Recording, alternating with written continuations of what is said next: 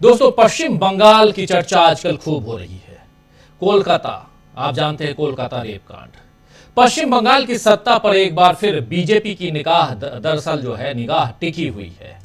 Kolkata rape case को लेकर ममता बनर्जी की सरकार के खिलाफ जो नाराजगी दिख रही है, उसमें बीजेपी अपने लिए सत्ता का रास्ता बनाने में लगी हुई है, ये कह सकते हैं। और इसीलिए इस मामले में पहले ही दिन बीजेपी ने सीधे इस्तीफे की मांग ममता बनर्जी से कर दी और इसके साथ ही राष्ट्रपति शासन की मांग भी होने लगी। लेकिन ऐसे ही गंभीर अपराध उत्तराखंड, बिहार और यूपी यानी उत्तर प्रदेश में भी बीते दिनों में हुए हैं। वहां बीजेपी ने चुप्पी साध ली है। आखिर क्यों? तब उसे न बेटियों की सुरक्षा की चिंता हो रही है और न ही कानून व्यवस्था में कोई खामी दिख रही है। बीजेपी का ये दोहरा चरित्र अब जनता को भी समझ आने लगा है और इसीलिए मोदी से बार बार सवाल होते हैं कि मणिपुर से लेकर हाथरस, उन्नाव और कठुआ की आपराधिक घटनाओं के बारे में मोदी जी का क्या कहना है। उन बेटियों के लिए बीजेपी ऐसी आंदोलित क्यों नहीं हुई जैसा अब होने का दिखावा कर रही है। असल में बीजेपी समाज में नफरत और बांटने के आधार पर ही राज करना जानती है और यही बीजेपी की राजनीति का आधार है। आप जानते हैं, बेस है नफरत और उसमें भी समाज को बांटकर राजनीति करना। लेकिन राहुल गांधी बीजेपी की इस प्रवृत्ति से पहले से जनता को सावधान करते आ रहे हैं। याद कीजिए कि उन्होंने कहा था कि पूरे हिंदुस्तान में केरोसिन छिड़क दिया गया है, बस एक चिंगारी भड़काने की देर है। और अब देश में कहीं ना कहीं ऐसी चिंगारी भड़काई भी जा रही है। उसके नमूने आप लोग देख रहे हैं लगातार, ऐसे विजुअल से आप समझ रहे हैं कि क्या कुछ चल रहा है। हालांकि राहुल गांधी ने यह भी कहा था कि वो नफरत के बाजार में मोहब्बत की दुकान खोल रहे हैं और इसीलिए इन चिंगारियों से देश को वैसा नुकसान नहीं हो पा रहा है जैसा हो सकता था। राहुल की मोहब्बत की दुकान में अब एक टैक्सी ड्राइवर और उनके परिवार का प्रवेश हो गया है, एंट्री हो गई है। दरअसल राहुल गांधी ने पिछले दिनों अपने लिए एक कैब बुक की, उबर कैब बुक की। आप लोग भी आजकल कैब बुक करते होंगे, पहले हम लोग टैक्सी बुक करते थे, अब कैब बुक करते हैं। तो राहुल गांधी ने भी कैब बुक की। उनका मकसद था कि इसी बहाने टैक्सी ड्राइवर्स की जिंदगियों और उनकी समस्याओं को करीब से समझा जाए। इस वीडियो को देखिए और फिर चर्चा को आगे बढ़ाते हैं। ये वीडियो हालांकि लगभग 12 मिनट का है, लेकिन 12 मिनट नहीं दिखाऊंगा, 2-3 मिनट आपका लूंगा, लेकिन बहुत महत्वपूर्ण है। राहुल गांधी के पास टैक्सी नहीं बल्कि अपनी कार है, ड्राइवर है, सब कुछ है। राहुल गांधी खुद भी ड्राइव करते हैं, चाहते तो वो अपनी कार से निकल जाते, लेकिन उन्होंने उबर बुक करवाया। उबर का ड्राइवर आता है, उसमें बैठते हैं और फिर वो राइड करते हैं। बातें क्या हो रही हैं और बात परिवार तक कैसे पहुंची, सब कुछ सुनिए। जरा देख लीजिए एक छोटी सी वानगी, छोटा सा हिस्सा इस वीडियो का। से चला रहे हो? 5 साल हो। शुरू क्यों किया? पहले मैं कंपनी में जॉब करता था, फिर शादी हो गई। अच्छा। शादी होने के बाद फिर इसी लाइन में आ गया। और कितने घंटे चलाते हो? सर इसका कोई वो नहीं है, कुछ भी हो सकता है। 12 2 दिन हो जाते, इसी में ही पड़ा रहता हूँ। पहले वही रेट 30 रुपए सीएनजी थी, तब भी गाड़ी यही रेट चलती थी। आज 90-95 हो गए, वही रेट आज। टैक्सी वालों कोई वैल्यू नहीं करता है। जहाँ गाड़ी कोई नहीं जाती है वहाँ ओला उबर जाती है, चाहे दंदल हो, तालाब हो, कितना भी पानी कर, यहाँ तक बोनट तक पानी था, लेकिन कस्टमर उतरा नहीं। मुझे तो वही छोड़ो। 11-12 में बहुत बढ़िया काम चला। ड्राइवरों ने गाड़ियां बना ली थी, तब तो कंपनी खड़े होने के 10,000 रुपए देती थी। मतलब पहले हाँ। फंदा लगाया, फिर हाँ। फंदा टाइट किया। हाँ, कुछ नहीं है, कुछ नहीं है सर। आपने कब तक पढ़ाई की? मैंने ग्रेजुएशन कर रखा है, मैंने ITI किया है और यामा में जॉब किया था मैंने। जब मैंने अप्रेंटिस कर लिया तो यामा वालों ने निकाल दिया। यामा वालों ने? हाँ, एक साथ। हाँ, कि भाई आपका ब्रेक हो गया। मैंने कहा कहाँ जाऊँ कि दूसरी कंपनी में ट्राई करो। तो फिर उससे मैं निकल के फिर मैंने गाड़ी का प्लान बनाया है। आपका पहला ओरिजिनल प्लान था कि मैं कंपनी में काम करूं, लेकिन ITI करके आया, कंपनी में जॉब किया, फाइनल इंस्पेक्शन में था, गाड़ी टेस्टिंग का मेरा काम था। क्या क्या टेस्टिंग करते थे? ये स्कूटी, यामा की बाइक। तो फिर उन्होंने आपको फिर से क्यों नहीं लिया? क्लियर हो जाएगा, परमानेंट की स्थिति में आ जाओगे। कंपनी का रूल होता है परमानेंट नहीं करना। हाँ, परमानेंट नहीं करना है तो मतलब 6 महीने का ब्रेक। आज बताओ, मेरे तो भाग खुल गया। मेरा तो आपसे कोई ऐसा वो नहीं था कि आप अचानक मेरे पास, जबकि ये ड्यूटी 2 बार आई थी मेरे पास। अच्छा। हाँ, फिर एक बार मेरी रेंटल मैं नहीं करूंगा, इतनी देर में मैं और काम कर लूंगा, डबल हो जाएगा। 800 रुपए दिखा रहा था मेरे को। 4 घंटे के, 4 घंटे के 800 रुपए, आपसे लेगा 1500 रुपए, मेरे को 800 रुपए। अगर आपको नहीं लगता कि चुने हुए लोग अमीर होते जा रहे हैं और जो बड़ा मैस है अब 90% लोग हैं वो नीचे जाते जा रहे हैं। बस वो वही चल रहा है, वही चल रहा है, वही सिस्टम चल रहा है इस टाइम। राजस्थान में हम एक कानून लाए थे, हमारी जब सरकार थी, हाँ, आपकी सरकार थी, तो हम कानून लाए थे कि जो भी उबर चलाता है या डिलीवरी करता है, हर ट्रांजैक्शन में उसके लिए थोड़ा सा पैसा पेंशन के लिए कटेगा।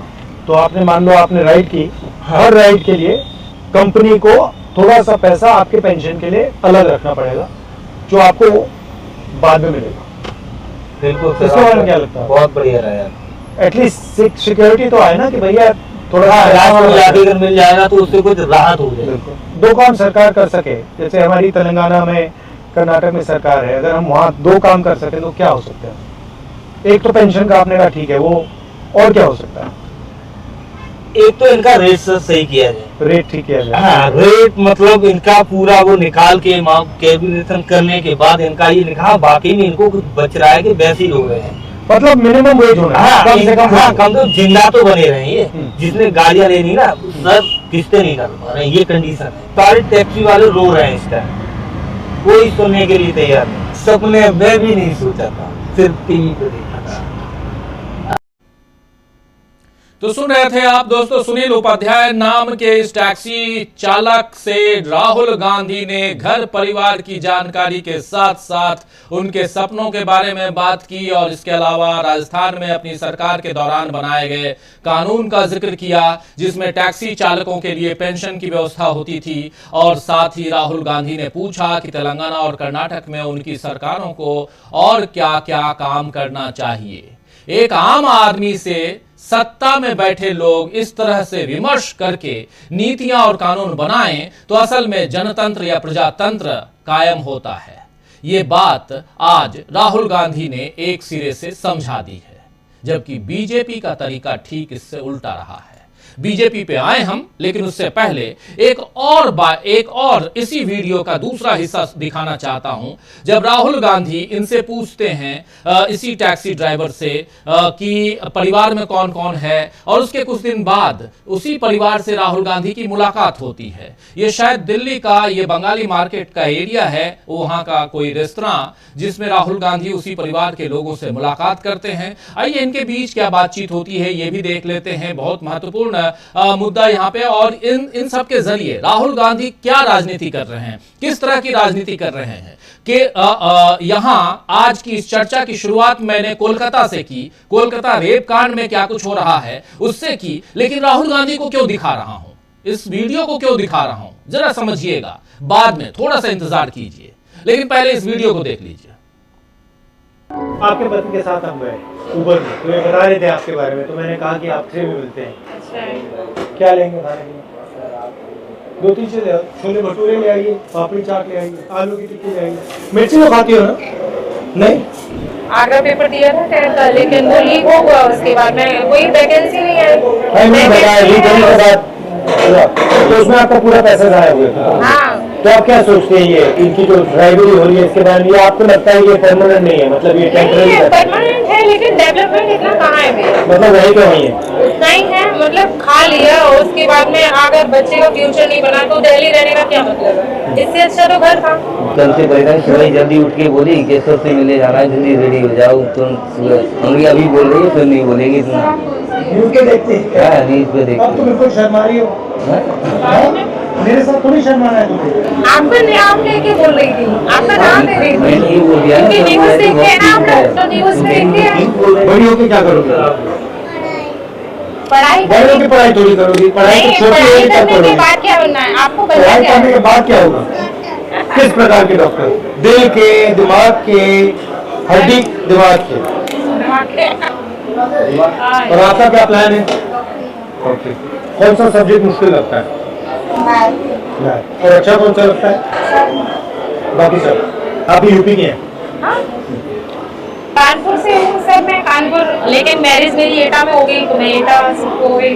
एटा कैसी जगह है? ठीक है सर, डिस्ट्रिक्ट है तो ठीक ही है, लेकिन बस वही है कि सबसे पहले आपको क्या लगा जब आपने दिल्ली देखी पहली बार? कुछ नहीं लगा, बस फिर तो अपने घर की याद आती है यहाँ। आपसे मुलाकात हो गई, इतना क्या कम था। कर्नाटक में और तेलंगाना में उबर ड्राइवर्स के लिए कानून बना रहे हैं, तो मैं थोड़ा समझना चाहता था कि इनको मुश्किलें क्या है, क्या क्या चाहते हैं। तो फिर मैंने सोचा कि अगर इनसे बात कर रहा हूँ तो जो आप लोग इन पर डिपेंडेंट हो तो आपसे भी बात कर लूँ। 24 घंटे हो जाते हैं, ना खाने का सिस्टम ना सोने का, वही है 24 घंटे होने के बाद। तो सुन रहे थे आप परिवार के लोगों से भी, टैक्सी ड्राइवर से ही नहीं मुलाकात बल्कि परिवार के लोगों से भी मुलाकात कर उनके साथ खाना खाकर और जो बातें यहाँ कर रहे हैं राहुल गांधी, लेकिन बिल्कुल मजी हुई बात, सधी हुई बातें, और उसमें कर्नाटक और तेलंगाना का जिक्र इस परिवार से भी कर रहे हैं, उनकी पत्नी से भी कर रहे हैं। सुनील उपाध्याय जो ड्राइवर उनकी टैक्सी उबर टैक्सी चलाते हैं, लेकिन इनकी पत्नी से भी, और एटा कभी नहीं गया और एटा कैसी जगह है, ये सब कुछ यहाँ जानते समझते हुए, बच्चों से बात करते हुए राहुल गांधी। आज ये बात राहुल गांधी ने एक सिरे से समझा दी है कि देश की राजनीति की दिशा क्या हो सकती है, जबकि बीजेपी का तरीका ठीक इससे उल्टा रहा है। आप याद कीजिए कि किस तरह किसानों के से बिना पूछे हुए कृषि कानून बना दिए गए, या सेना से मशवरे के बिना अग्निवीर योजना लागू कर दी गई इसी देश में। अगर कहा जाए कि नरेंद्र मोदी सरकार नहीं चला रहे हैं बल्कि कुछ लोगों के फायदे के लिए सत्ता का दुरुपयोग कर रहे हैं, तो गलत नहीं होगा। रेल, बिजली, एयरपोर्ट, संचार, हर चीज निजी हाथों में जा रही है। और अब कहा जा रहा है कि जवाहरलाल नेहरू यूनिवर्सिटी यानी जेएनयू को अपनी जमीन बेचने के लिए मजबूर कर दिया गया है, ताकि दिल्ली की प्राइम लोकेशन की सरकारी जमीन भी औने पौने दाम में निजी हाथों में चली जाए। ये सब कुछ है। बीजेपी यही खेल शायद प्राकृतिक संपदा के धनी राज्य झारखंड में भी खेल रही है। आपने और हम लोगों ने कई बार चर्चा इसी मन से की है कि 3 स्टेट बहुत ही महत्वपूर्ण और मिनरल रिच हैं, प्राकृतिक संपदा से धनी हैं, जिनमें एक है ओडिशा, एक है छत्तीसगढ़ और एक है झारखंड। ओडिशा और छत्तीसगढ़ में आज की तारीख में बीजेपी की सरकार है। क्या अब झारखंड में भी बीजेपी वही खेल खेल रही है ताकि उसकी सत्ता वहां काबिज हो जाए, सत्ता कायम हो जाए? झारखंड में हेमंत सोरेन को जेल में डालने के बाद भी उसे फायदा नहीं हुआ, तो अब चंपाई सोरेन को तोड़ने की कोशिश हो रही है। इस पर हमने कल खूब चर्चा की, आज सुबह भी चर्चा की। वैसे चंपाई सोरेन के जाने से बीजेपी को अभी तो सत्ता नहीं मिलेगी, लेकिन विधानसभा चुनावों में वो इंडिया गठबंधन को नुकसान पहुंचाने की कोशिश जरूर करेगी। यानी एक तरफ चंपाई सोरेन की कहानी, एक तरफ राहुल गांधी की कहानी और एक तरफ कोलकाता की कहानी चल रही है। 3 पैरेलल कहानियां। इन तीनों कहानियों में 2 पैरेलल चीजें चल रही हैं। एक तरफ नफरत और बंटवारे की राजनीति, और इस खेल को रोकने की कोशिश करते हुए राहुल गांधी नजर आते हैं।